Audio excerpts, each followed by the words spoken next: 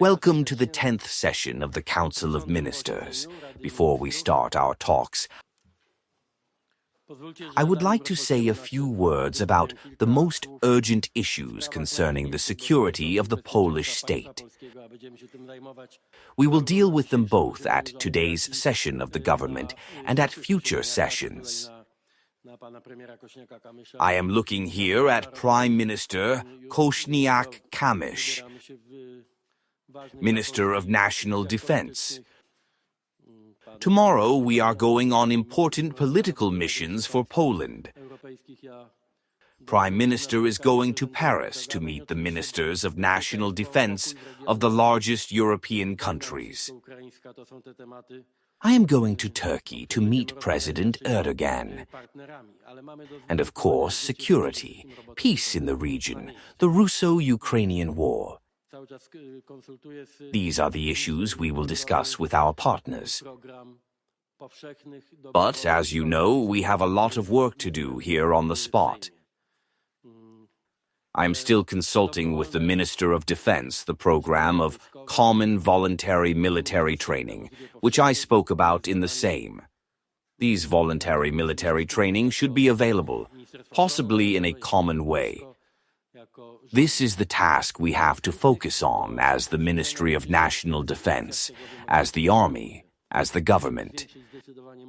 There is no shortage of people willing to serve the homeland in the situations that require it.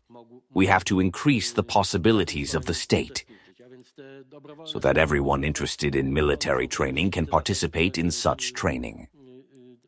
So, these voluntary military training are, first of all, the basic ones. They are monthly. As you know, today it is decided who voluntarily decides on monthly training receives a reward of 6,000 zlotys. It ends with a military oath. I turn to the minister to increase the possibilities of the state, and of course to increase the motivation of those interested. But the most important thing for us is that everyone interested can participate in such training in 2026. And this means a difficult task, but I know it is feasible. Thank you for the assurance, Mr. Prime Minister. We will double the number of trained people by 2027. And I am only talking about this basic training, but these training will be supplemented, of course, with specialist training, which will be carried out in a different mode, also related to the profession of the interested person, with his skills. As you know, this war in Ukraine has shown it very clearly. There is a need for a whole range of specialists, and it concerns, first of all, the most modern technologies. But also, in case of threats, here, on the spot, more specialists from civil defense are needed.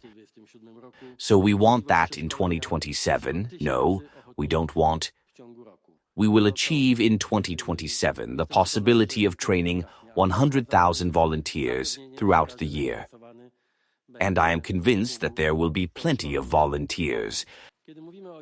But for us, the task is to ensure that everyone interested will be able to do this training. When we talk about other motivations and encouragements, I ask to analyze the possibility, for example, of ensuring the interested person, during such a course, the completion of the professional driving license course, also for trucks. It will be useful in the event of war, but it will also be useful in life for those who are interested in such licenses. This is just one example of how we can encourage both men and women to do such training. We will also reach with precise information. Everyone who has completed 18 years and until the 60th year of life, who will be interested, will receive accurate information on how such training can take place. So, apart from the professional army and apart from WOT, we have to build a reserve army, and our actions will serve this purpose. Secondly, we do not want to use the potential that lies in our veterans.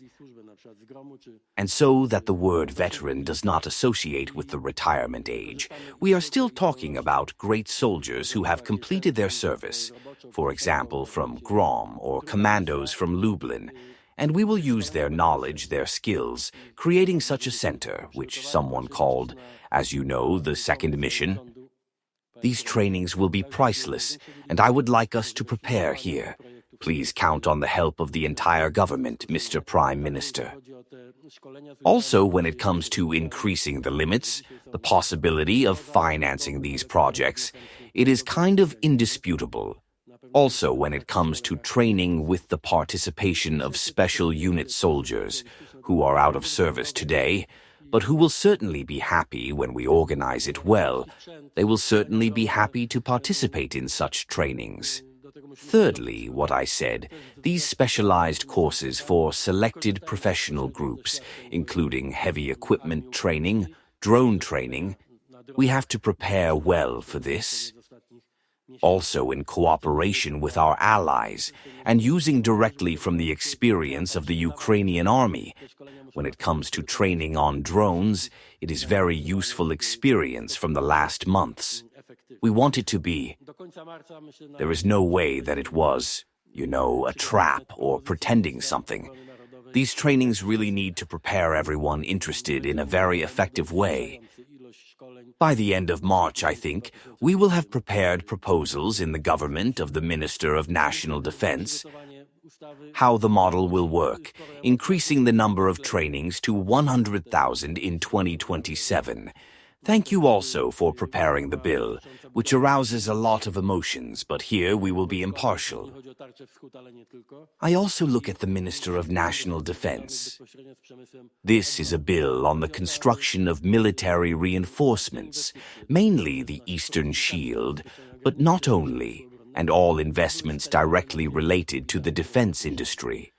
The point is that these investments related to our fortifications, securing the borders and the defense industry were not driven by excessive bureaucratic regulations. When I talk to generals, officers, but above all, soldiers, they all have a feeling that sometimes this bureaucratic corset certainly slows down the investment process. And it has to end. I know that it will arouse emotions. I know that there are some remarks, and this is from several sources. But I will treat it together with MON as an absolute priority, and we will implement this bill as soon as possible. I am convinced, because the assumption is ambitious, but it is feasible. 3 times faster will be the investment process after the approval of this special bill. The army is waiting for this special bill, just like we are waiting for the day when the soldiers will say that they are 100% ready to respond to the needs of the army and defense investment. It is also a good case that today we will adopt not only the assumptions of this bill, but also the bill prepared by Minister Tusk and the Ministry of Development. This is the first of the package of deregulation bills. Very small and medium-sized entrepreneurs are waiting for it. For example, the shortening of the schedule of their companies is from 12 to 6 days. This is one of the examples because I have dozens of decisions prepared by the ministry that should please all leading companies, especially small and medium-sized ones. I am glad that the work carried out by Minister Tusk has perfectly coincided with the efforts of the social sector. Some of these regulations have also appeared in the postulates of the group of entrepreneurs and experts who are preparing the package for us. So it is good that in some cases the ministry even exceeded expectations.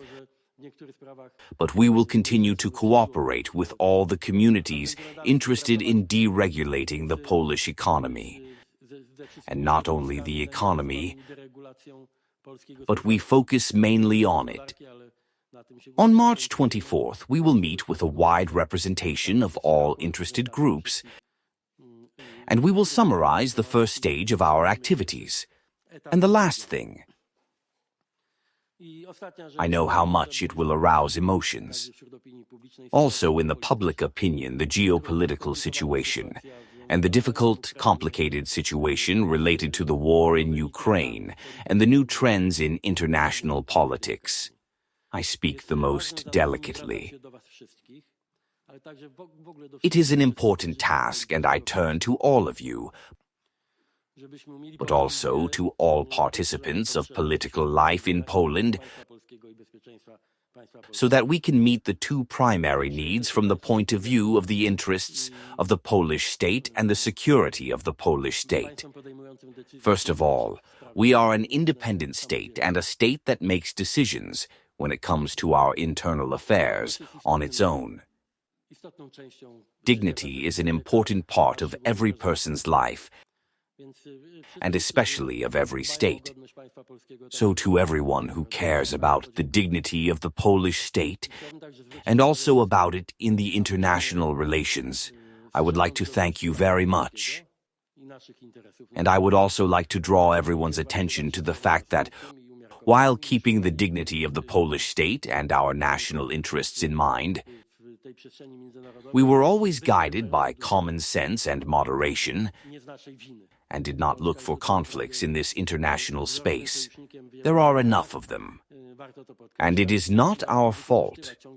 Poland is really a model ally in many respects.